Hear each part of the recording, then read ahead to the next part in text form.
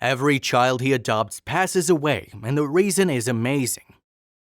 In honor of Immigrant Heritage Month and Father's Day, here's a heartwarming tale about an Arab-American immigrant who is truly a saint. Mohammed Bzik, a 66-year-old Libyan American, has been a foster parent for nearly 2 decades.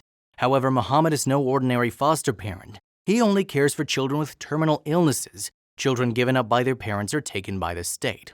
Having a serious illness is one of the most frightening and stressful experiences that exist in life. Constantly running to make what seems like endless doctor's appointments, overnight hospital stays, and living in a constant state of unknown. It's enough to drive a grown man crazy, but imagine being a child in the foster care system with a terminal illness. I've been asked, why do you do this? And the answer is simple.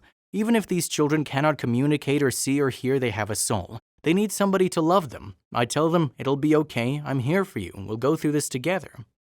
In 1978, Mohammed left home as the oldest of 10 siblings to come to the United States for university to study engineering. While in the US, Mohammed met the love of his life, Dawn, a devoted foster mother.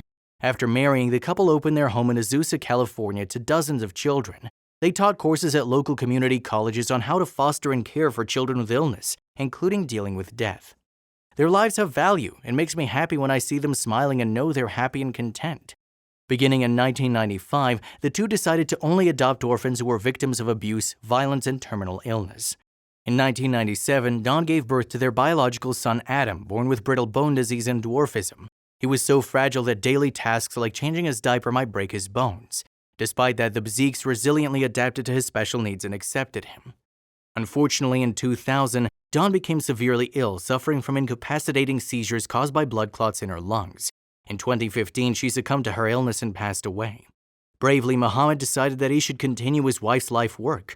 He works directly with the Department of Child Services DCS, and they certainly appreciate his generosity. He never hesitates to accept a case, and so DCS has come to rely heavily on Mohammed for these situations that are the most heartbreaking. Oftentimes, children are brought to Mohammed without names, a sense of familial bond, or anything that brings comfort to life. When they enter his home, he makes certain that they feel as if they were his own flesh and blood. Giving them names, spending quality time with them, and creating bonds is what it's all about. Usually, he's the first person in their lives to show them what it means to be loved. Without his enormous generosity, they would never know what it means to have a bond with another human being. He ensures their names are never forgotten even after they pass away. Mom and dad, brothers and sisters, and those kids in the system, they have nobody. Seems to be the world has forgotten about them.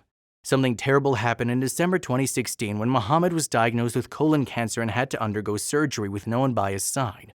Alone and terrified, he experienced what the abandoned and terminally ill children face before he would take them in. No family, no support system, just the harsh reality of life. This experience solidified his reason for giving these children a shot at life, and he began to work harder than ever to ensure they received it. Thankfully, he has since been treated for his stage 2 colon cancer and is in remission. In 2017, his story exploded around the US and other countries as well. During that viral time period, a woman heard his story and decided she would start a GoFundMe account. Since its inception, over $800,000 have been donated to the man. This has enabled Mohammed to purchase necessities for caring for his children that the state could not provide. Mohammed has dedicated his life to this mission and says that he will continue to do so until he is no longer able to physically. During his 2 decades of fostering, he has adopted over 80 children, of which 10 have died in his arms. This is not an easy situation, but he has accepted death as a part of life and chooses to move past the pain of loss to continue helping children in need. The toll it takes on him is outweighed by the joy he receives from being able to give these children the best life possible. We're human beings and we're supposed to help each other.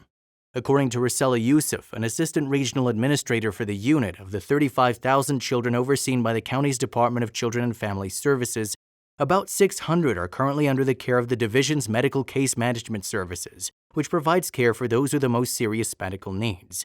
Foster parents are desperately needed to take care of the kids.